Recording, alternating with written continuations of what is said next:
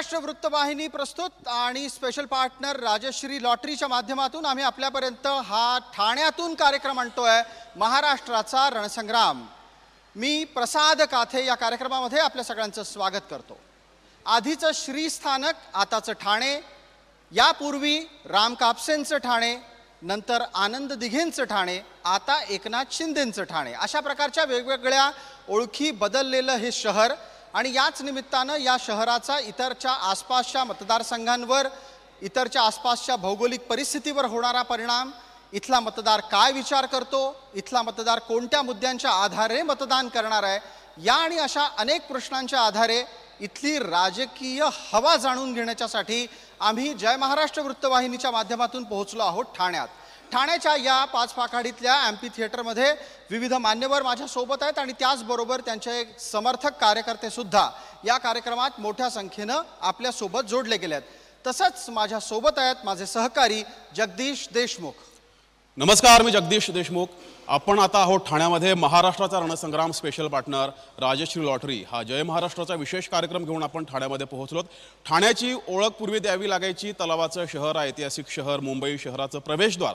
मात्र या ओळखीमध्ये आणखी एक भर पडलेली आहे, ते म्हणजे राजकीय घटना घडामोडींचं केंद्रस्थान आता ठाणे बनलेलं आहे। संपूर्ण राज्याचं लक्ष हे ठाण्यावरती असतं। ठाण्यातील राजकीय घटना घडामोडी कशा घडतायत यावर लक्ष असतं आणि याच ठाण्यामध्ये आपण आहोत। ठाण्यामध्ये नेमकं राजकीय वारं कसं वाहत आहे, महायुती महाविकास आघाडी यांच्या प्रचारामध्ये कोणते महत्त्वाचे मुद्दे आहेत आणि कोणत्या मुद्द्यावर ठाणेकर, ठाणे जिल्ह्यातील सर्व मतदार मतदान करणार आहेत, या सगळ्या प्रश्नांची आपल्याला उत्तरं समजून घ्यायची आहेत आपल्या या कार्यक्रमातून। धन्यवाद जगदीश। माझ्यासोबत विविध मान्यवर या मंचावर उपस्थित आहेत। मी प्रत्येकाला विनंती करतो की त्यांनी आपली पटकन ओळख करून द्यायची। आपण या चर्चेमध्ये महायुतीचं प्रतिनिधित्व करतायत, त्यात आपण अजित पवारांच्या राष्ट्रवादीचे प्रतिनिधी आहात। मी समीर सुरेश पेंढारे, राष्ट्रवादी उत्तरसर ब्लॉक अध्यक्ष। मी एकनाथ अनंत भोईर, कोपरी पाचपाखाडी विधानसभा समन्वयक आणि शिवसेना विभाग प्रमुख, नगरसेवक, माजी नगरसेवक ठाणे। नमस्कार, मी शरद पद्माकर पुरोहित, भारतीय जनता पार्टी महाराष्ट्र प्रदेश कार्यकारिणी सदस्य। नमस्कार, मी राजेश जाधव, राजेश कदम, महाराष्ट्र प्रदेश सरचिटणीस, राष्ट्रवादी युवक काँग्रेस। सप्रेम जय महाराष्ट्र, मी अनिश गाढवे, शिवसेना उद्धव बाळासाहेब ठाकरे पक्षप्रवक्ता। नमस्कार, मी अरुणा समीर पेंढारे, ठाणे शहर विधानसभा अध्यक्षा, राष्ट्रवादी काँग्रेस। नमस्कार, मी वृषाली संजय वाघुले, नौपाडा महिला मोर्चा मंडळ अध्यक्षा। नमस्कार, शरदचंद्र पवारांची राष्ट्रवादीची मी प्रवक्ता, रचना वैद्य। नमस्कार, मी वैशाली विजय शिंदे, उद्धव बाळासाहेब ठाकरे पक्षाची शहर संघटक।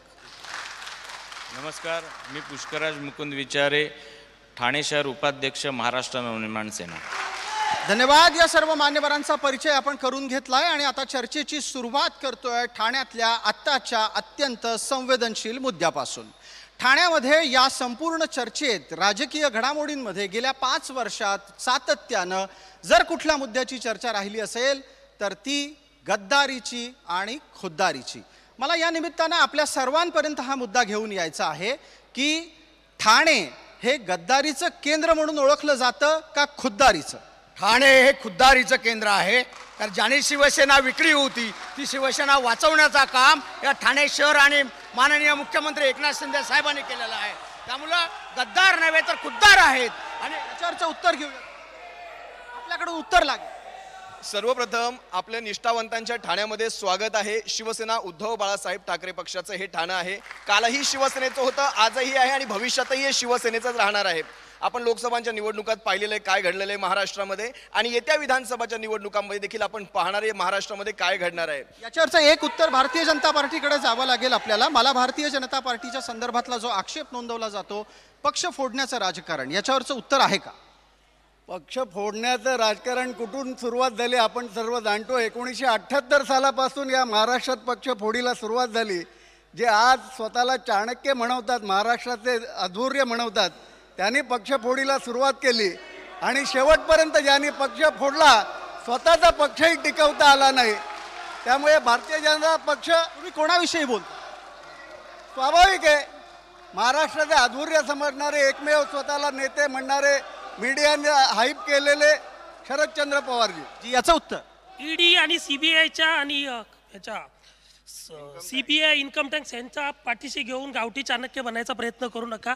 राजकारणाचे भीष्म पितामह आणि चाणक्य शरद पवार आहे, ते अखंड महाराष्ट्राला माहिती आहे. याच सगळ्या चर्चांच्या मध्ये मनसेचंही उत्तर लागणार आहे, कारण तुमच्याकडे एक ठाकरे आहे, तुमच्याकडे तुमचा पक्ष आहे. असं सगळं घडत असताना या खुद्दारी आणि गद्दारीच्या चर्चेत तुम्ही कुठे आहात? मला असं वाटतं लोकांचा विचार करता लोकांना या खद्दारी गुद्दारीशी काही घेणं देणं नाही आहे. लोकांना काम पाहिजे. महाराष्ट्रातला जो सध्या चिखल झालेला आहे तो साफ करून पाहिजे. आणि मला असं वाटतं की खद्दारी गुद्दारीपेक्षा कामाला जास्त महत्त्व दिलं पाहिजे. याच्यावर एकदा महिलांच्याही प्रतिक्रिया लागतील. आपल्यासोबत विविध पक्षांच्या प्रतिनिधी महिला आहेत. मला त्या निमित्तानं त्यांच्याकडून एक गोष्ट जाणून घ्यायची आहे. आपल्याला सरळ समोर बघायचं आहे आणि प्रश्नाचं उत्तर द्यायचं आहे की महिला म्हणून जेव्हा राजकीय घटनाक्रमाकडे तुम्ही पाहता, पक्ष बदलणं, पक्षाच्या भूमिका बदलणं, याबद्दल महिलांच्या मनातल्या प्रतिक्रिया काय असतात? पक्ष बदलल्यामुळे जे वादावाद झालेत ना, त्याच्यामध्ये एकोपा हा राहिलेला नाहीये आणि महिला सुरक्षित राहिलेल्या नाहीयेत.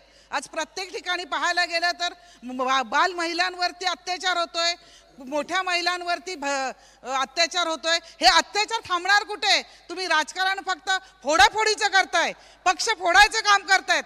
पक्ष फोडाफोडीमध्ये महिलांकडे लक्ष कुठे आहे? पुढचा मुद्दा.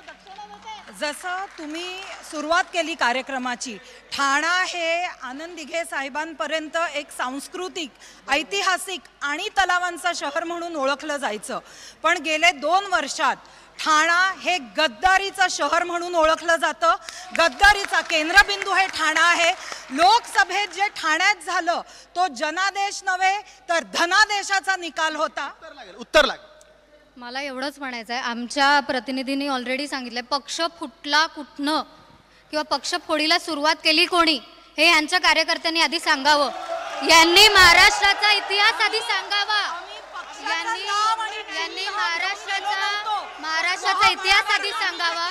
जे राबले त्यांचे आमदार, त्यांचे पक्ष कोणी फोडले? हे शरदचंद्र पवार यांनीच फोडले. उत्तर आहे का आपल्याकडे? मला एवढंच म्हणायचं आहे की आम्ही गद्दारी केलेली नाही, दादांनी गद्दारी केलेली नाही. दादांनी आज कार्यकर्त्यांचा, जनसामान्याचा विचार करून तिथून वेगळे झालेले आहेत. कारण सामान्य माणसाला ह्या सगळ्याची गरज होती. सामान्य माणसापर्यंत कोण पोचत नव्हतं. त्यांचे विचार, त्यांची गरज कोण जाणून घेत नव्हतं. या सगळ्या राजकीय मुद्द्यांच्या बरोबरच आपल्याला ठाण्यातली चर्चा घ्यायची आहे. या सगळ्या राजकीय चर्चांच्या बरोबरच आपल्याला जी ठाण्यातली चर्चा घ्यायची आहे, ती ठाण्यातली चर्चा या अर्थानं आणि या लेखी सुद्धा महत्त्वाची आहे की ठाण्याचा मुख्यमंत्री महाराष्ट्राला लाभलेला आहे. महाराष्ट्राला सर्वसाधारणपणे ग्रामीण क्षेत्रातलं नेतृत्व वारंवार मिळत असायचं. गेल्या जवळपास 60-65 वर्षांमध्ये शहरी भागातले 2 मुख्यमंत्री होते, एक मनोहर जोशी आणि आता एकनाथ शिंदे. मला त्या निमित्तानं सरळ आपल्याला विचारायचं आहे, एकनाथ शिंदेंनी ठाण्याचं आणि महाराष्ट्राचं कल्याण केलं का? ठाणं बदलतं हे सर्वांना माहिती आहे. महाराष्ट्रामध्ये नव्हे तर देशामध्ये ठाण्याचं नाव चाललेलं आहे. क्लस्टरसारख्या योजना असू द्या, विकासाची गंगा ही ठाण्यामध्ये आणण्याचं काम माननीय मुख्यमंत्री एकनाथ शिंदे साहेबांनी केलेलं आहे. या 2 वर्षामध्ये जे काम झालं आहे ते गेले 65 वर्षामध्ये झालेलं नाही. अशा प्रकारचा विकास या ठाणे शहरामध्ये करण्याचं काम हे शिंदे साहेबांनी केलं. बरं, तुम्हाला पटतोय का हा सगळा दावा? होय ना, ठाणे नक्कीच बदलत आहे. ठाण्यामध्ये बार वाढलेत, ठाण्यामध्ये गर्दुल्ल्यांचे अड्डे वाढलेत, ठाण्यामध्ये हुक्का पार्लर वाढलेत. ऐका, पूर्ण ऐका आता. ठाण्यामध्ये कचऱ्यांचे ढीग साचायला सुरुवात झाली. ठाण्यामध्ये उद्यानं नाहीत. ठाण्यामध्ये भ्रष्टाचार बोकाळलाय. ठाण्यामध्ये महानगरपालिकेचा पैसा लाटलाय. ठाण्यामध्ये सगळं ह्यांच्या जीवावर झालेलं आहे. त्यामुळे ठाणं नक्कीच बदललेलं आहे. याचे आभार यांचे मानावेच लागतील. याच्यावरचं पुढचं उत्तर घेण्यापूर्वी मला एक आणखीन मुद्दा आपल्यापर्यंत आणायचा आहे. तो असा, राज ठाकरे वारंवार एका संवेदनशील मुद्द्याला स्पर्श करतात. तो असतो शहरं बकाल होण्याचा. आपण मुंबईचं प्रवेशद्वार म्हणून ठाण्याकडे पाहतो आणि या ठाण्याच्या प्रवेशद्वाराच्या निमित्तानं जेव्हा या शहरात येतो तेव्हा वाहतूक कोंडी, कचरा, पाणी समस्या असे विविध मुद्दे समोर येतात. तिथे उत्तर मिळालंय मला. तिथे दावा केला गेलाय की एकनाथ शिंदेंनी सगळी परिस्थिती पालटली, त्याचा प्रतिवाद झाला. मनसे या मुद्द्यांकडे कसं पाहते? सांगतो ना, मी माझ्या नेहमी वारंवार सांगत असतो की शहराच्या काही भागाचा विकास म्हणजे ठाण्याचा विकास किंवा शहराचा विकास होत नाही. आजही तुम्ही घोडबंदरला जर गेलात तर लोक आमच्याकडे येत आहेत की त्यांना पाणी नाही आहे, त्यांच्या बिल्डिंगमध्ये 5-5 लाखाचे टँकर दर महिन्याला 5-5 लाख रुपये त्यांना द्यावे लागत आहेत. त्याच्यानंतर ठाण्यामध्ये वाहतूक कोंडीची समस्या आहे. आज जर तुम्ही बघाल तर कचऱ्याचे ढीगच्या ढीग येतात. तर इलेक्शन आहे म्हणून सध्या तो साफ केला जातोय. परंतु जर तुम्ही बघाल तर म्हणजे आज पाण्याचं जर म्हणाल तर प्रत्येक बिल्डिंगवाले आम्हाला सांगतायत की आम्ही टँकर माफिया झालेत. 5 पाणी आणि कचरा हा मुद्दा आहे. मला यावरचं एक उत्तर लागेल पटकन आपल्याकडून. ज्या वेळेला ठाण्याच्या कचरा आणि पाण्याचा प्रश्न येतो त्यावेळेला बोट सत्ताधाऱ्यांकडे जातो. मला वाटतं ह्याच्या बाबतीत कोणी कोणाकडे बोट दाखवावं. ज्यांनी आता कचऱ्याचा विषय उचलला ते गेली अनेक वर्ष ठाण्यात आणि मुंबईत सत्तेत आहेत आणि ठाण्याची आणि मुंबईची काय कचरपट्टी केली त्यांनी ते आपण पाहतोय. गेल्या 2.5 वर्षात महाराष्ट्राचं आणि ठाण्याची जी काही आम्ही स्वच्छता मोहीम राबवली ते आपण सर्वजण जाणतो आणि विकासाची गंगा ही ठाण्यातनं देखील वाहते हे आपण सगळेजण अनुभवतो. ठीक आहे. मला आता या निमित्तानं इथे उपस्थित असलेल्या विविध पक्षाचे प्रतिनिधी आणि ठाणेकरांपर्यंत पोहोचायचं आहे. माझे सहकारी जगदीश देशमुख त्यासाठी तयार आहेत. जगदीश, आपल्याला ठाणेकरांची मतं जाणून घ्यायची आहेत आणि मुद्दा हा ठेवायचा आहे, ठाणेकर कोणत्या मुद्द्यांवर मतदान करू इच्छित आहेत, त्यांना कोणते मुद्दे शहरासाठी महत्त्वाचे वाटत आहेत. तर आपल्यासोबत ठाणेकर आहेत. ठाणेकरांकडून समजून घेऊया काय वाटतंय, ठाण्यामध्ये कोणते महत्त्वाचे मुद्दे वाटतात, प्रचारामध्ये कोणते मुद्दे वाटतात, तुमच्या मते तुम्ही कुठल्या मुद्द्यांवर मतदान करणार.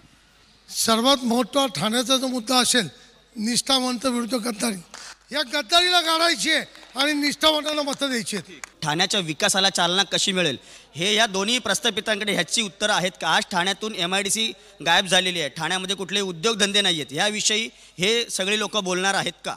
बघा, महाराष्ट्रामध्ये बटोगे तो कटोगे हा विचार महाराष्ट्राच्या जनतेने आत्मसात केलेला आहे आणि ठाण्याचा विकास हा प्रचंड प्रमाणात होत आहे. ठाण्यामध्ये प्रगती होत आहे आणि असा मुख्यमंत्री ठाण्याचा विकासच करू शकतो. त्याच्यामुळे महाराष्ट्रामध्ये महायुतीचं सरकार येणार आहे. ठाण्याचा विकास झालाय, ठाण्याचा विकास झाला आहे आणि ठाण्याची हवा एकदम मशालीच्याच बाजूने आहे. अरे निवडून येणार कोण? मशालीशिवाय आहे. ठाण्याचा विकास बाळासाहेब ठाकरे, हिंदू हृदय सम्राट बाळासाहेब ठाकरे दिघे साहेब यांच्या माध्यमातून, शिवसेनेच्या माध्यमातून झाला. परंतु 2014 नंतर हे ठाणं बकात झालंय. पुन्हा जाऊया व्यासपीठावर आपले मान्यवर आहेत, त्यांच्यासोबत चर्चा करूया. धन्यवाद जगदीश. या चर्चेनंतर परत आपण आपल्या व्यासपीठाकडे परत येतोय. या व्यासपीठावर आता काँग्रेसचं प्रतिनिधित्व सुद्धा उपलब्ध आहे. काँग्रेसचे प्रतिनिधी या नात्यानं आपण आमच्या या चर्चेत आहात. आपला परिचय. मी रमेश नथू इंदिसे, महाराष्ट्र प्रदेश काँग्रेस कमिटी सदस्य. बिलकुल इंदिसेजी, माझा एक सवाल आहे. थोड्या वेळापूर्वी खाली चर्चेमध्ये एक मुद्दा आला आणि त्या मुद्द्यामध्ये उल्लेख झाला बटोगे तो कटोगे. प्रश्न असा आहे, देशाच्या मतदारांनी तुम्हाला जे निवडून दिलंय की देशाच्या भल्यासाठी, कल्याणासाठी, सामान्य जीवन सुखकर करण्यासाठी, परंतु दुर्भाग्य माझ्या देशाचं की या ठिकाणी काय हा खिल्लरपणा चालू आहे. बटोगे तो कटोगे, देश के गद्दारों को गोली मारो, सालों को कपडे से पहचानेंगे, ह्या कामासाठी तुम्हाला तिथे बसवलेलं नाहीये. हे मुद्दे आहेत की नाहीत? नाही, हे मुद्देच होऊ शकत नाही. याचं उत्तर पटकन भारतीय जनता पार्टीकडून घेऊयात. आपल्यासोबत भारतीय जनता पार्टीचे प्रतिनिधी आहेत. मला पटकन या निमित्तानं त्यांच्याकडून उत्तर हवं आहे. बटोगे तो कटोगे हा मुद्दाच होऊ शकत नाही असं म्हणतात. मतविभाजनामुळे काय झालं हे पूर्ण भारताने पाहिलेलं आहे. त्यामुळे मतांचं विभाजन करून आम्ही कटणार नाही आहोत. त्याच्यामुळे एकसंध राहून अखंड भारत आणि विकसित भारत घडवण्याच्या दृष्टीने आम्ही प्रयत्नशील राहणार. याच्यावर आपल्याला विचारायचं आहे की हा जो बटोगे तो कटोगेचा नारा आला आहे तो गेल्या काही दिवसांपासून सातत्यानं चर्चेत आहे आणि तो का चर्चेत आहे हेही लक्षात घ्यायला लागेल. कारण तशा प्रकारचं मतदान झालेलं दिसलेलं आहे, ज्याला दुसऱ्या शब्दांमध्ये वोट जिहाद म्हटलं गेलं आणि या पद्धतीनं एक गठ्ठा मुसलमान मतदान करताना दिसले. आपली प्रतिक्रिया. हे बघा, हे पहिले जे आहे वोट जिहाद किंवा बटोगे तो कटोगे हे बोलणं चुकीचं आहे. जर एका पर्टिक्युलर मतदारांनी एका ग्रुप मतदारांनी जर एका पक्षाला किंवा त्या नेतृत्वाला पसंती दिली आहे तर ते मुद्दे ह्याच्याहूनही पुढचे आहेत. फक्त ही दिशाभूल करतायत, कारण काय मूळ मुद्दा उरलेला नाहीये. आपण दिशाभूल करताय. दिशाभूल यांनी केली वर्षानुवर्षे. दिशाभूल आज मस्जिदीमधनं फतवे कुणी काढले, आज मस्जिदीमधनं फतवे कुणी काढले? यांच्या पक्षाने फतवे काढले.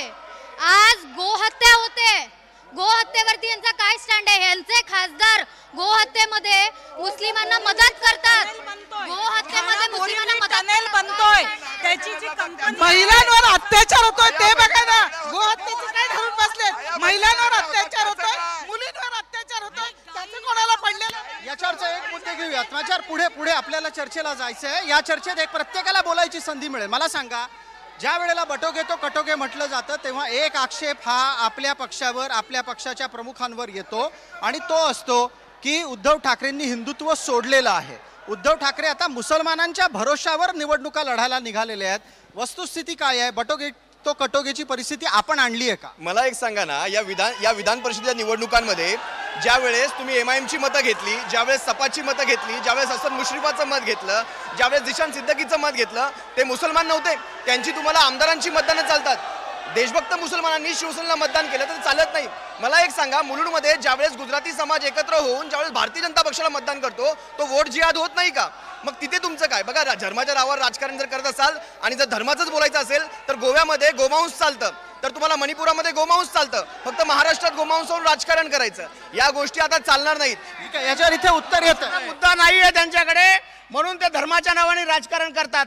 धर्माच्या नावाने राजकारण करतात, त्यांच्याकडे काही मुद्दे नाही आहेत. विकास हे शिवसेना, भारतीय जनता पार्टी आणि राष्ट्रवादी काँग्रेस, अजितदादा गट हा करतोय महाराष्ट्रामध्ये. हा संपूर्ण महाराष्ट्र बघतोय, देश बघतोय. यांच्याकडे काही मुद्दे नाही आहेत. म्हणून गद्दार हे सगळे ते बोलून त्यांनी बाकी मुद्द्यांना खोडून टाकायचं आहे. कारण तुम्ही पाहता, विकास एका बाजूला महाराष्ट्राचा विकास चाललेला आहे. माननीय मुख्यमंत्री एकनाथ शिंदे साहेब यांच्या नेतृत्वाखाली महाराष्ट्र, नवीन महाराष्ट्र घडत आहे. मला या निमित्तानं मनसेला चर्चेमध्ये घ्यायचं आहे. थांबा, मनसेला बोलू द्या. एक मिनिट, मी बोलू देतो. आपल्या एका पक्षाचा एक माणूस आहे आपल्याकडे. मला एक सांगा पटकन, आता हा मुद्दा गेल्या काही दिवस वाढत चाललेला आहे आणि राज्य पातळीवर ग्रामीण आणि शहरी भेदाभेद करत असताना मतदारांच्या मधला शहरी भागावर याचा परिणाम होताना दिसतोय. तुम्हाला वैयक्तिकरित्या असं वाटतं वोट जिहाद, लव जिहाद, बटोगे तो कटोगे या मुद्द्यांचे राजकीय प्रकार आणि प्रभाव या निवडणुकीत दिसतील? मी तुम्हाला पुन्हा सांगतो, लोक या सगळ्याला कंटाळलेली आहेत. लोकांना विकास पाहिजे आणि लोक विकासाचं राजकारण लोकांना पाहिजे. आणि मला असं वाटतं की राजसाहेब ठाकरे नेहमी सांगतात की या जातीपातींमध्ये विभागण्यापेक्षा आपण महाराष्ट्र आणि मराठी माणूस म्हणून आपण पुढे गेलो पाहिजे, एकत्र गेलो पाहिजे. याच्यावरचा मुद्दा पुढे नेणार आहोत. माझे सहकारी जगदीश देशमुख आपल्या सोबत आहेत आणि त्या निमित्तानं ही चर्चा आता जगदीश देशमुख मी आपल्यापर्यंत आणतो. आपल्याला ठाणेकरांपर्यंत पोहोचून याचंही उत्तर लागेल, शोधावं लागेल की जातीपातीचं राजकारण महाराष्ट्रात कुणी सुरू केलं आणि विधानसभेच्या निवडणुकीमध्ये त्याचा काय परिणाम असेल. तर ठाण्यामध्ये सध्या आपण आहोत आणि काय झाले की राजकारणामध्ये जातपात येऊ लागलेली आहे. धर्म बटोगे की कटोगे असे चर्चा होऊ लागलेली आहे. धर्माच्या आधारावरती जास्त प्रमाणात प्रचार होतोय. पटतंय का ठाणेकरांना? जातीपातीचं राजकारण महायुतीच्या अगोदर एक कोणत्या महाआघाडीने जातीपातीचं राजकारण या महाराष्ट्रात आणलं? या महाराष्ट्रामध्ये हिंदूंचं राज्य आहे मी असं मानतो. आम्ही जय श्रीराम बोलतो तर तिकडे अल्लाहू अकबर आवाज येतो. देशामध्ये भाजपनी बटोगे तो कटोगी ही संज्ञा आणली, पण आमचं असं मत आहे देशामध्ये संविधान वाचलं पाहिजे. यांना यांच्या मुख्यमंत्र्याला संविधानाच्या पुष्ठाचा रंग जर लाल दिसत असेल तर इथल्या मानवजातीच्या प्रत्येकाचा रक्ताचा रंग सुद्धा लाल आहे. आज महाराष्ट्रात जे मराठे याला बसले होते, त्या बाई जे निशस्त्र बसले होते त्यांच्यावर लाठीचार्ज करणारा हा कोण होता? संविधान का खोटा निगेटिव देके राहुल गांधी ने लोकसभा में वोट मांगा और ये बिल्कुल निगेटिव था और उसके अब लोकसभा में हुआ लेकिन अभी विधानसभा में नहीं होगा. इस बार जनता अपने विकास के मुद्दे पर माननीय मोदी जी के साथ, एकनाथ शिंदे जी के साथ और देवेंद्र फडणवीस के साथ पूरा बहुमत के साथ देगी. ठीक आहे, तर पुन्हा एकदा जाऊया व्यासपीठावर. धन्यवाद जगदीश. या चर्चेच्या दरम्यान जेव्हा आपण ठाणेकरांची मतं जाणून घेत होतो त्यावेळेला ठाणेकरांच्या मधून जोरदार नरेंद्र मोदींच्या नावाच्या घोषणाही ऐकायला आल्या. नरेंद्र मोदी भारताचे पंतप्रधान आहेत, विकास पुरुष असल्याचा दावा भारतीय जनता पार्टी आणि महायुती करत असते आणि आता महाराष्ट्राच्या विधानसभा निवडणुकांमध्ये नरेंद्र मोदी प्रचाराला उतरलेले आहेत. या निमित्तानं आपण चर्चा करत असताना याच मुद्द्याला घेऊन आता पहिल्या भागाच्या समारोपाकडे वळतोय की नरेंद्र मोदींचा भारतीय जनमानसावर आणि मतदारांवर कशा प्रकारे प्रभाव आहे या विधानसभेमध्ये, तसा प्रभाव आपल्याला दिसणार आहे का? उत्तर द्या. निश्चितच आपल्याला दिसतोय. आपण बघतोय गेली 10 वर्ष भारताचं जगभरात ज्या पद्धतीने जय जयकार होतोय, ज्या पद्धतीने जिकडे तिकडे मोदींचा जय जयकार होतोय आणि ज्या पद्धतीने 21 राज्यांमध्ये भारतीय जनता पार्टी प्रणित राज्य आलंय आणि तिथे विकासाची गंगा वाहते, त्यामुळे महाराष्ट्रातल्या जनतेला देखील तोच सार्थ विश्वास आहे. आणि त्या ठीक आहे, मला पटकन महिलांकडून एक मत घ्यायचं आहे, आपलं उत्तर लागेल. मी त्याच्यानंतर इतरांकडे येतो. मोदी महिला मनामध्ये प्रभाव टाकतात का? मतदारांवर प्रभाव टाकतात? एक महिला म्हणून पंतप्रधान मोदीजींनी सामान्य महिलेसाठी काही केलेलं नाहीये. मग ती सामान्य महिलेची सुरक्षितता असो, सामान्य महिलेला मान सन्मान असो. अहो, महाराष्ट्रात जेव्हा गद्दारांनी सरकार स्थापन केलं, एका महिलेला स्थान नव्हतं दिलं. त्याच वरनं कळतं की मोदी सरकार हे महिलांसाठी अतिशय असंवेदनशील सरकार आहे. महिलांना अतिशय ग्रांटेड धरलं. ठीक आहे, याच्यावर उत्तर लागेल, आपलं उत्तर लागेल. महिलांच्या मनात मोदींचं स्थान काय आहे? मोदीजी जेव्हा निवडून आले तेव्हा सर्वप्रथम लक्ष त्यांनी महिलांची हायजीन, महिलांचं शिक्षण, गोरगरिबांचं शिक्षण आणि त्यांच्यातनं कसं त्यांना पुढे आणता येईल यासाठी केलं. आज मोदीजींनी संदेश दिला, प्रत्येक गावामध्ये, प्रत्येक शहरामध्ये लज्जा घर असलं पाहिजे महिलांसाठी. हे गांधी परिवार कुठे होते तेव्हा? त्यांनी ह्या विषयावरती बोलणं केलं का? आज महिलांसाठी कौशल्य विकास असेल, त्यांना अनुदान असेल, त्यांना लोन असेल, हे कुठलं होतं?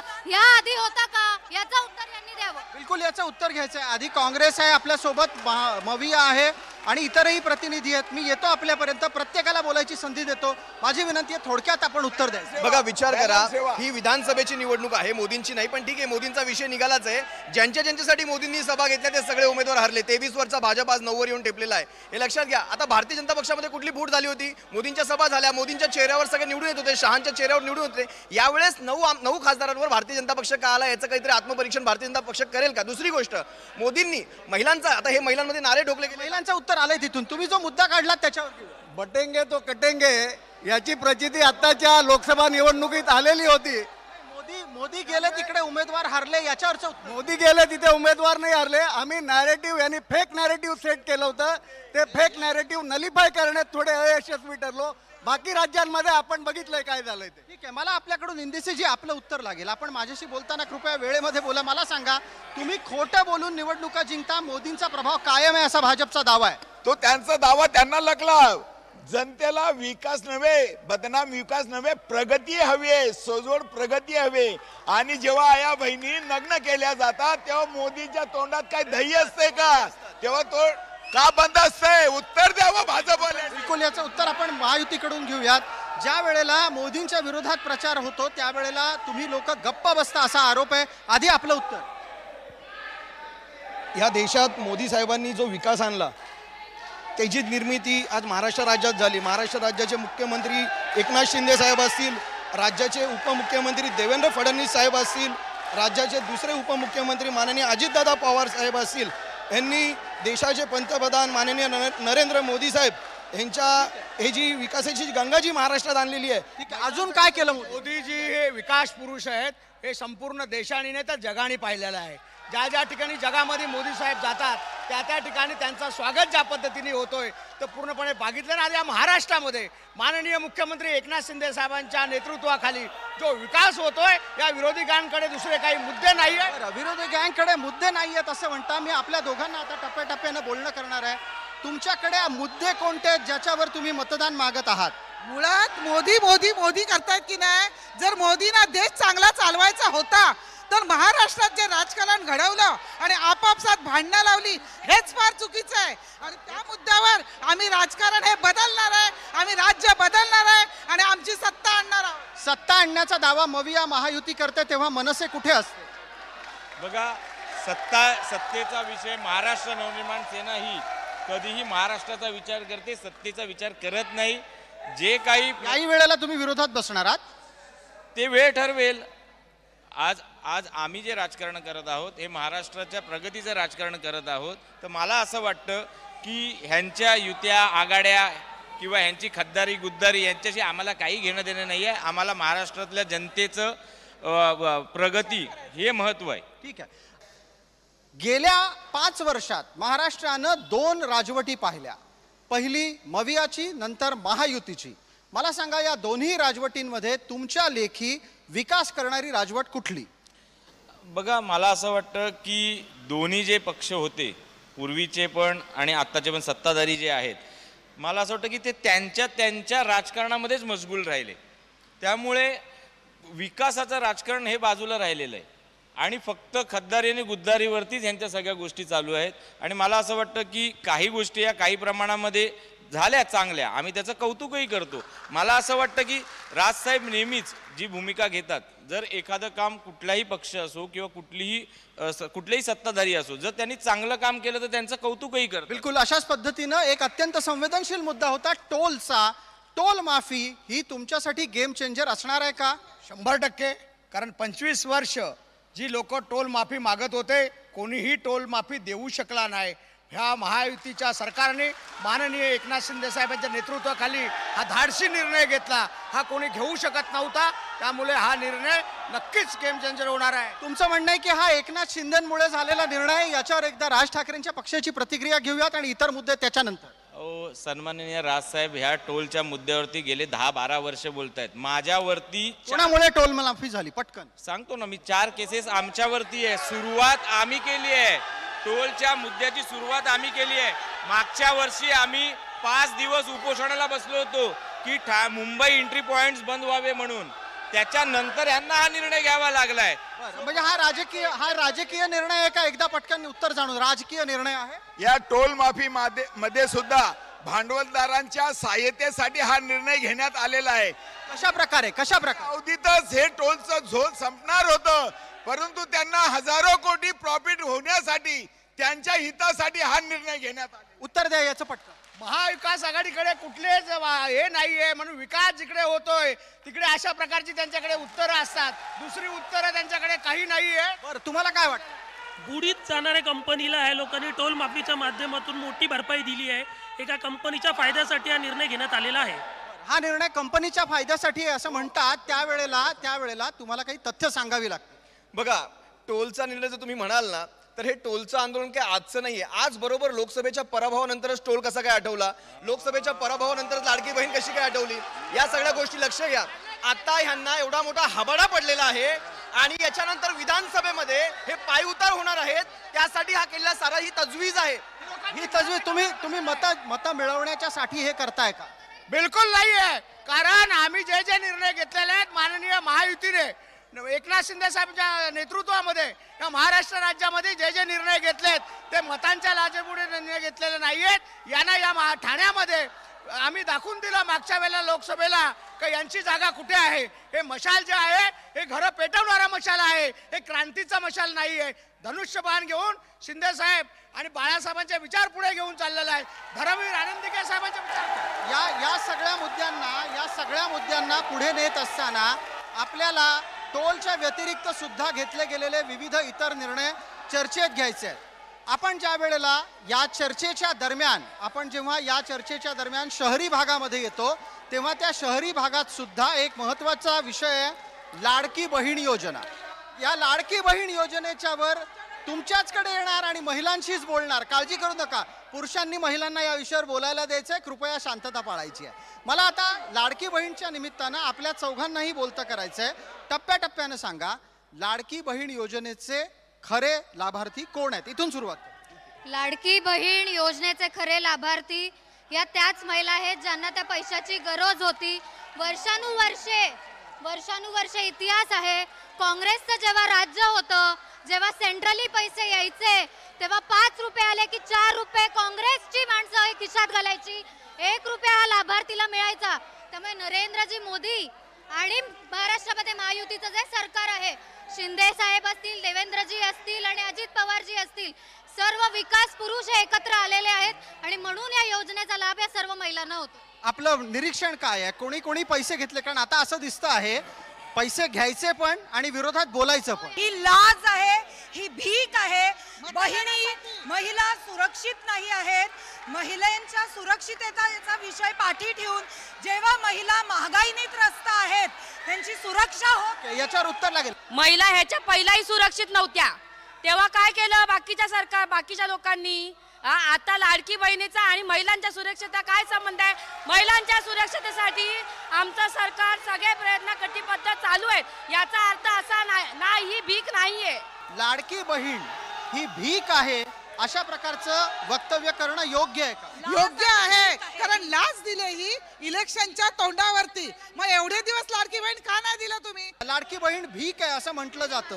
तुमच्या टीव्ही चॅनलने दाखवावं की यांच्या पक्षाचे कार्यकर्ते बोलतात भीक आहे, कारण ह्यांच्याच ऑफिसमध्ये जनसंपर्क कार्यालयामध्ये यांनी लाडकी बहीणचे फॉर्म भरून घेतले.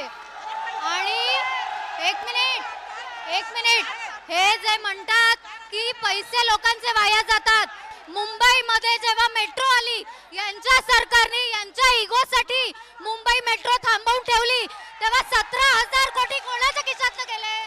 कोणाच्या वैयक्तिक नाहीत, आमचा टॅक्स जमा केलेला आहे आणि लाडकी बहीण चालू केली आणि महागाई वाढवली त्याचं काय?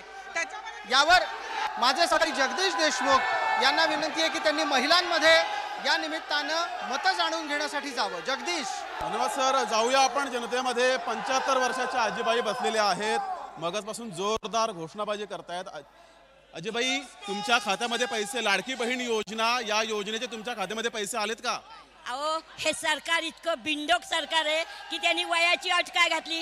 21 वर्षाच्या मुली नोकरी करू शकतात, स्वतःचा पोट भरू शकतात, पण आमच्यासारख्या 70 झालेल्या बायका काय काम करू शकणार?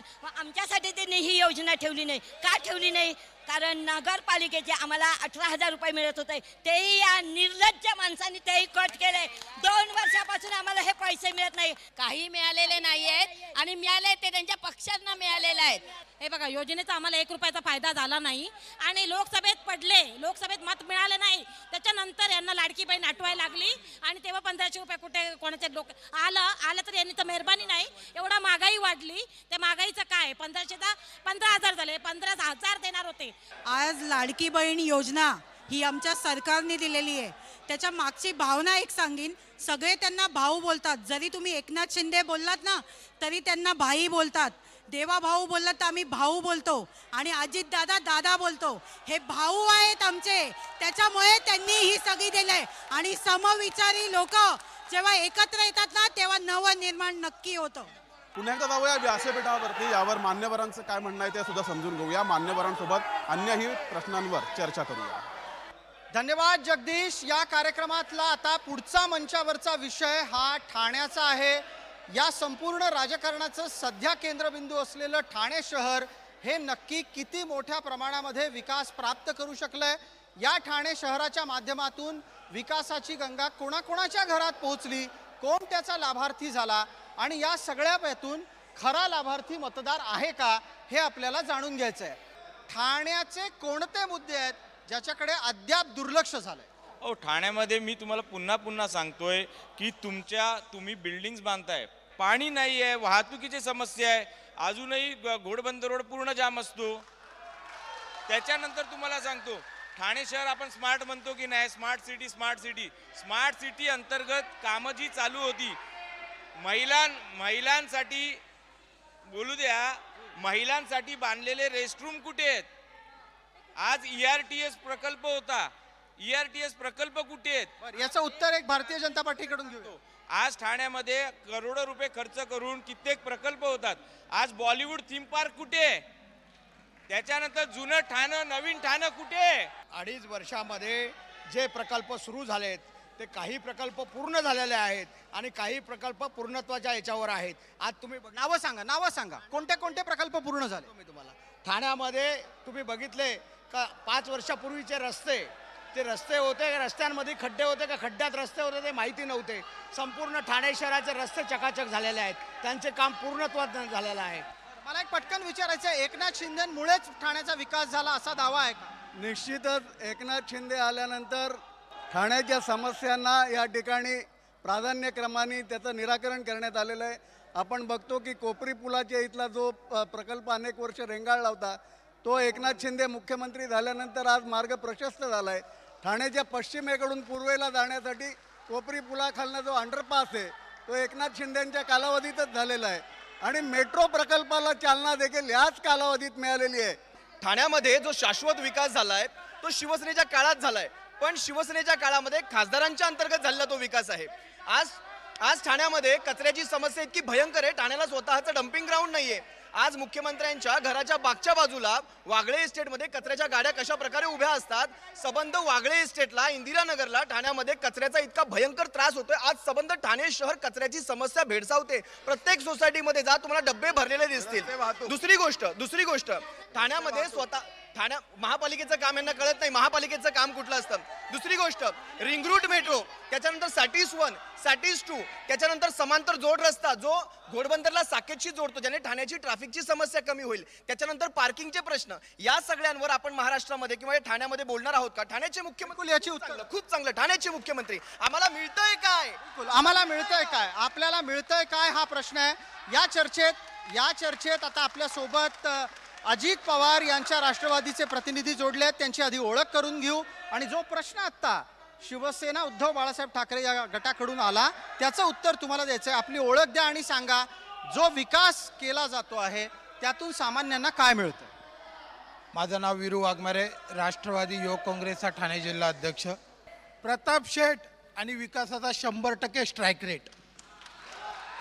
जर महाराष्ट्रात ज्या पद्धतीने सर्वोत्तम महानगरपालिका, सर्वोत्तम ग्रामपंचायतचा पुरस्कार दिला जातो, त्या पद्धतीने जर महाराष्ट्रात किंवा कुठल्याही देशामध्ये किंवा राष्ट्रपती याच्यातून जर सर्वोत्तम मतदारसंघ याचा पुरस्कार कुठला दिला जाईल तर तो ओळा माजोडा या मतदारसंघाला दिला. तुम्ही जेव्हा व्हेकलने येताय ना तर प्रथम दर्शनी दृश्य तुमच्या डोळ्यांना विलोभनीय असं वाटतंय, परंतु ठाण्यामध्ये लाखो लोक गलिच्छ वस्तींमध्ये झोपडपट्टींमध्ये राहतात.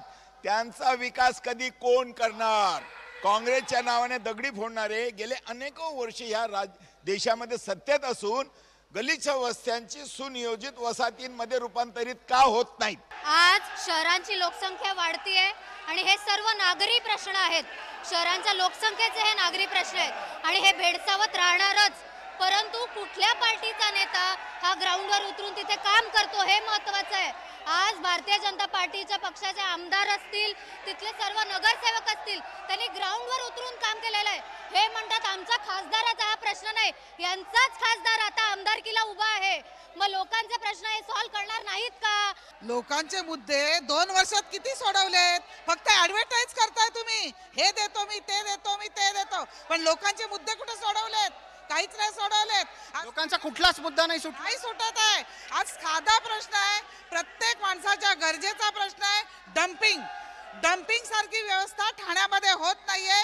प्रत्येकाच्या घरात 4-4 दिवस कचरा साठला जातोय. त्याचं काय? त्याची सोय कधी होणार? सामान्य माणसाची पण तेवढीच जबाबदारी आहे की त्याने आपल्या आजूबाजूचा परिसर कसा स्वच्छ ठेवायचा. लोकांना ठाण्यात मतदान करताना कोणते मुद्दे महत्वाचे वाटतात ते जाणून घेण्याचं आहे. जगदीश, ठाण्यामध्ये आता तुम्ही मतदान करणार आहात, कोणते मुद्दे तुम्हाला महत्वाचे वाटतात? मुख्यमंत्र्यांना मला एकच प्रश्न विचारायचा आहे की ठाण्यामध्ये एक धरण आहे का? धरण 2009 साली पहिल्यांदा ठाण्यामध्ये क्लस्टरचा नारळ ह्या दोघांनी मिळून फोडला. आज 2024 आहे, कुठे आहे क्लस्टर? आता हे म्हणतील किसन नगर चालू झालंय. काय चालू केलंय? आता हे 2.5 वर्ष सत्तेत होते. मला सांगा 2.5 वर्षात त्यांचं एखादं काम असावं का नाही? त्यांनी एकही काम दाखवून द्यावं. 2.5 वर्ष सत्ता होती तर कुठे काय केलं त्यांनी 2.5 वर्षामध्ये? आज तक भारत के इतिहास में पहली बार 81,000 करोड़ रुपए की परियोजना केवल महाराष्ट्र के लिए आई है. उस 81,000 करोड़ में से 5,680 किलोमीटर लंबी रेलवे लाइन केवल महाराष्ट्र में बन रही है. लाडक्या बहिणीला जे आताचं महाविकास आघाडी लाच घेणं म्हणते, आज त्या बहिणींना जाऊन विचारा की शाळेची फी भरताना काय अडचणी असतात. समस्या तर मला एकही नाही वाटत. हे बोलतात की ठाण्यात खूप समस्या आहेत. आज तुम्हाला विकास कामाचं जर बोलायचं झालं तर आनंदनगर टोल नाका ते 3 हात नाका, हा रुंदीकरण केलेला हा हायवे, एवढा मोठा हायवे, आज ठाण्याचं तलावंत शहर म्हणून ओळखलं जातं ते फक्त शिंदे साहेबांमुळे. पुढचे अनेक मुद्दे आहेत, त्या मुद्द्यांवर सुद्धा आपल्याला बोलायचं आहे. त्यासाठी पुन्हा एकदा जाऊया व्यासपीठावर. धन्यवाद जगदीश. आता आपण पुन्हा मंचावरच्या एका वेगळ्या विषयाला तोंड फोडतोय आणि तो मुद्दा आहे महिला सुरक्षेचा, महागाईचा. सातत्यानं महाराष्ट्राच्या राजकारणात आम्ही महागाई कमी करू असं म्हणणारे महागाई कमी केली असा दावा करतात. आणि ही महागाई कमी केली का, महागाई कमी करण्यासाठी काय केलं, इथपासून ते महिलांना आपल्याकडे खेचून आणण्याच्यासाठी सातत्यानं वेगवेगळ्या प्रकारचे दावे केले जातात. ते दावे महिलांपर्यंत पोहोचतात का, त्यांना ते पटतात का, हे आपण जाणून घेणार आहोत. मला पटकन आपल्याकडून आधी उत्तर हवं आहे. ज्या स्थितीमध्ये महागाई आहे असं म्हटलं जातं आणि कमी केल्याचे दावे केले जातात, वैयक्तिकरित्या तुम्हाला महागाईची झळ जाणवते? प्रत्येक महिलेला महागाईची झळ ही जाणवते. मग ते पेट्रोलचे भाव असो, भाजी पाला कडधान्य, सण आले, संक्रांत आली तिळाचा भाव वाढला, दिवाळी आली तेलाचा भाव वाढला. महागाई ही कुठेही कमी झालेली दिसत नाही आहे. महागाईने प्रकोप गाठलेला आहे आणि त्याच्याच बरोबरीने जी बेरोजगारी चालू आहे त्यामुळे तर महिलांचं आयुष्य अतिशय खराब झाले. आपण याच्यावरचं उत्तर घेणार आहोत. वेळेत बोलायचं आहे प्रत्येकाला. कशा बाबतीत ना? महागाईचा मुद्दा आहे आणि ते म्हणतात की महागाई इतकी वाढतीये की महिलांना जगणं मुश्किल झालंय. हे बघा, महिलांना जगणं मुश्किल झालेलं नाही, महागाई आहे. आज घेतलेल्या प्रॉपर्ट्यांचे सुद्धा भाव वाढत आहेत. त्यामुळे महागाई फक्त खाण्यापिण्यात नाही, इतरही गोष्टींमध्ये महागाई आहेच ना. तुम्ही आज तुमच्या प्रॉपर्ट्या केल्या, आज तुम्ही जी सेल कराल ती 10 वर्ष जुनी अमाऊंट घेऊन सेल कराल का? आणि इतर सुद्धा आज शासनाने महिला सबलीकरणावरती एवढा भर दिला, आज बचत गटांना एवढं अनुदान दिलं, आज बचत गटांसाठी एवढं सरकार उभं राहिलं. हे ह्यांचं सरकार उभं राहिलं होतं का महिलांसाठी? यावरचं उत्तर लागेल. महिलांच्यासाठी सबलीकरणाचे विविध प्रयत्न झाले, ते पुढे यायला लागले. मला विचारायचं होतं आपल्याला, महिलांच्यासाठीचे विविध प्रकारचे सबलीकरणाचे प्रयत्न झाले असा दावा होतोय. महिला सबलीकरणाचा विषय काढता, जरा एकदा ब्रिजभूषण सिंहाचा विषय काढा. त्या ऑलिम्पिक विजेत्या पदक विजेत्या त्या बबिता फोगटला किंवा विनेश फोगटची काय परिस्थिती करून ठेवलेली आहे, त्या मणिपुराची काय परिस्थिती करून ठेवली आहे, त्या प्रज्वल रेवण्णांच्या प्रचारासाठी स्वतः नरेंद्र मोदी माननीय पंतप्रधान जातात.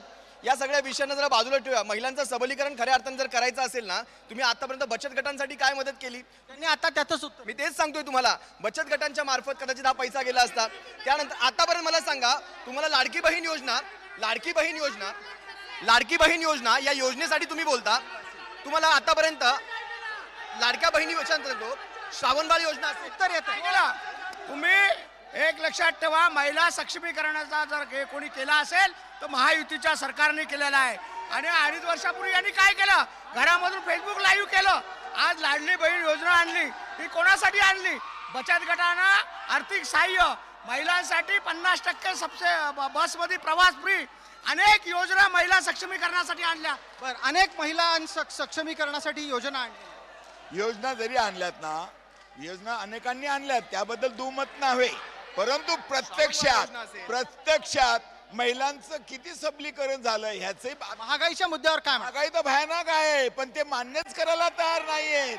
ते का मान्य होत नाही? आपण महागाई आहे हे मान्य करत नाही, हा मुद्दा येतो, त्यावेळेला उत्तर काही असतं का? मला वाटतं महागाई विरुद्ध बोंब मारणं म्हणजे स्वतःच्या अज्ञानाचं प्रकटीकरण आहे. आज जगभरात सगळीकडे महागाई निर्देशांक वाढत चाललेला असताना भारताचा GDP रेट हा वाढतोय. त्यामुळे हा दावा सपशेल खोटा आहे. महागाई इतर देशांच्या तुलनेत आपल्याकडे फार कमी आहे. बरोबर, आपलं उत्तर, आपली अनुभव, आपलं उत्तर म्हणतायत. भारतामध्ये डॉलर कायम घसरत आहे. सध्या नीचांकीवर डॉलर आहे. पंतप्रधानच म्हणाले होते की ज्या देशाचा रुपया घसरतो त्याची पत घसरते. आता ते काय उत्तर देतील? क्रूड ऑइलचे दर घसरतात, ते पेट्रोल, त्याबद्दल काय म्हणणं आहे त्यांचं? लाडक्या भावाला रोजगार नाहीये, बेरोजगारी फार मोठा प्रश्न आहे. GDP उतरलाय. एक प्रश्न येतोय तुमच्यासाठी, एक प्रश्न आहे. तुम्हाला GDPचा प्रश्न केला, जरा GDP काय आताच्या घडीला भारतात सांगा, किंवा HDI ह्युमन डेव्हलपमेंट इंडेक्स किती आहे सांगा. या सगळ्या गोष्टींना आता उत्तर द्या. सगळ्या गोष्टींचा विचार करताना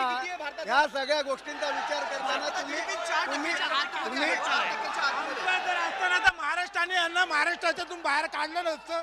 त्रस्त झालेला महाराष्ट्राने यांची जागा दाखवली.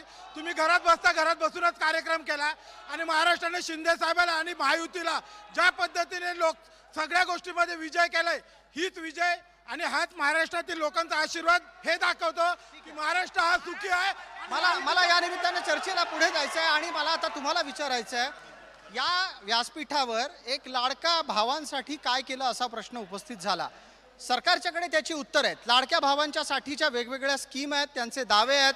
तुमच्या लेखी लाडक्या भावांच्यासाठी वेगळं काही करायची आणखी गरज आहे का? सगळ्यात महत्त्वाचं म्हणजे बेरोजगारीचा जो मुद्दा आहे तो जर समजा सॉल्व्ह झाला तरी पण लाडक्या भावांसाठी खूप चांगली गोष्ट होईल. मला असं वाटतं की मुद्द्यांवरती बोललं पाहिजे. काय मुद्दे असले पाहिजे? आज महाराष्ट्रात बेरोजगारीचा मुद्दा आहे, महागाईचा मुद्दा आहे. एक लक्षात ठेवा, मुख्यमंत्री प्रशिक्षण योजना जी युवकांसाठी आणली, महिलांसाठी आणली, मुलींसाठी आणली, या महाराष्ट्रामध्ये 10 लाख युवकांना रोजगार देण्याचं काम जर कोणी केलं असेल तर तो महाराष्ट्र राज्याचे मुख्यमंत्री एकनाथ शिंदे साहेब यांच्या नेतृत्वाखाली महायुतीने केलेला. रोजगार दिला असा दावा करताय. महाराष्ट्र आता ठाण्यामध्ये पण सध्या 3.5 लाख बेरोजगार आहेत. प्रकल्प महाराष्ट्राबाहेर गेले, मुख्यमंत्री दावोसला गेले, बिल बुडवून आले, जगभर आपल्या देशाची नाचक्की झाली. त्यावर करतात.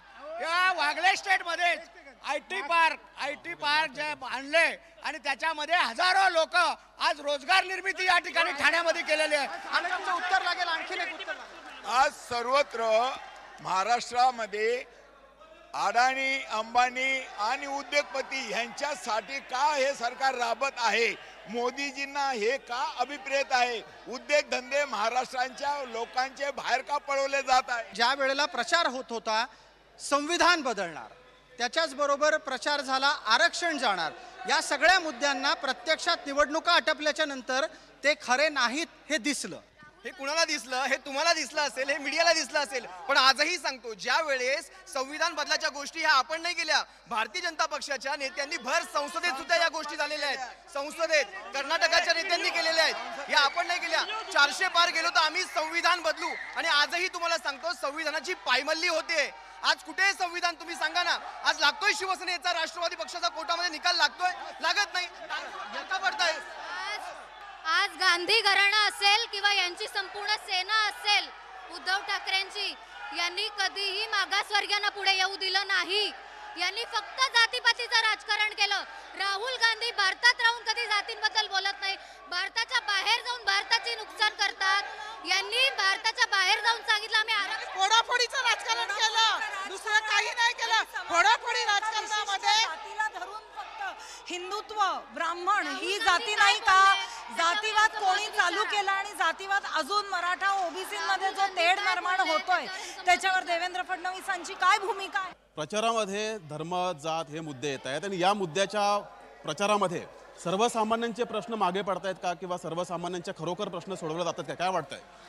अशा काही नाही आहे.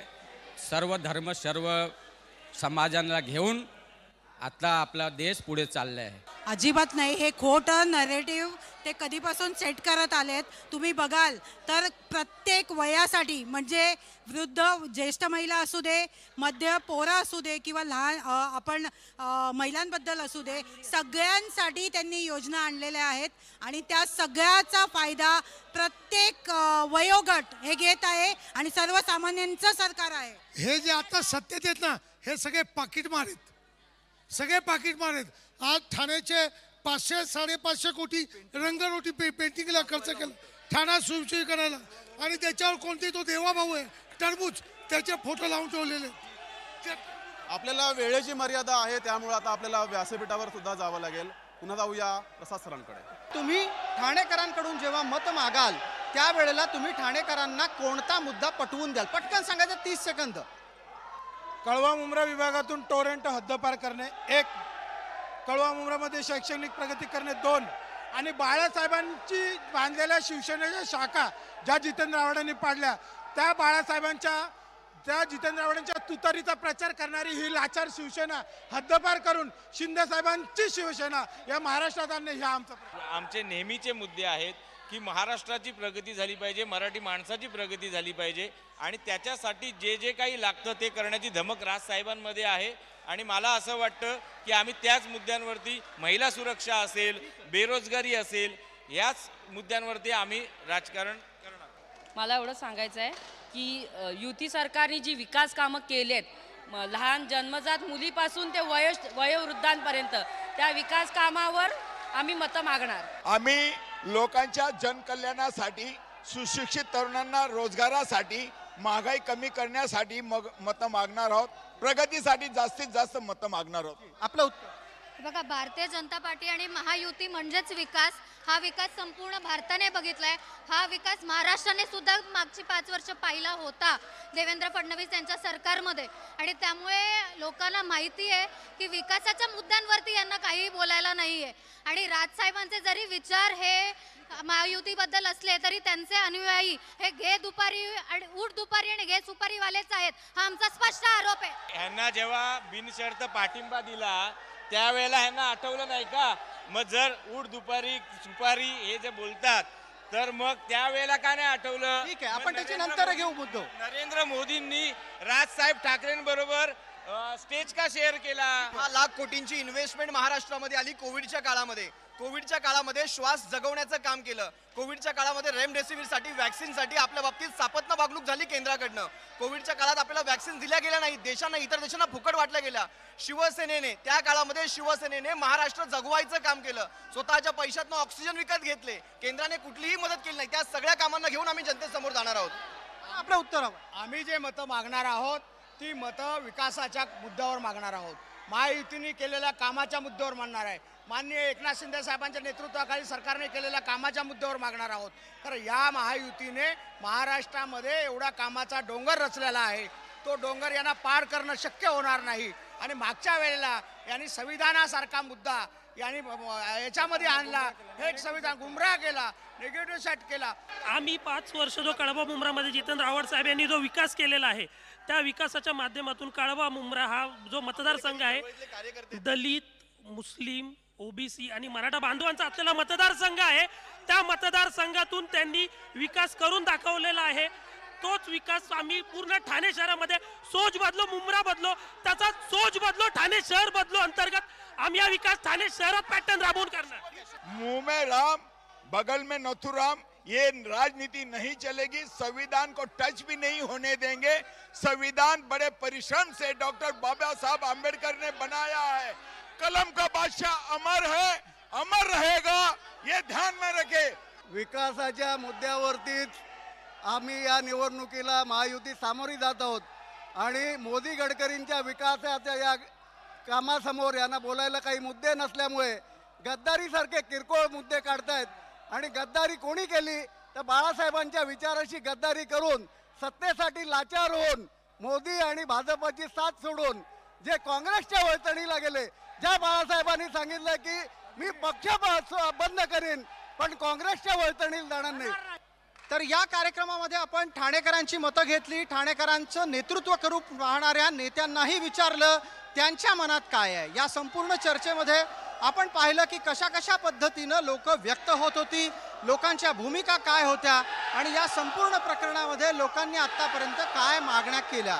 या सर्व कार्यक्रमात सहभागी झालेल्यांचं, मान्यवरांचं खूप खूप आभार. महाराष्ट्राचा रणसंग्राम स्पेशल पार्टनर राजश्री लॉटरीच्या या कार्यक्रमात तुर्तास इतकंच. आपण पाहत रहा फक्त जय महाराष्ट्र.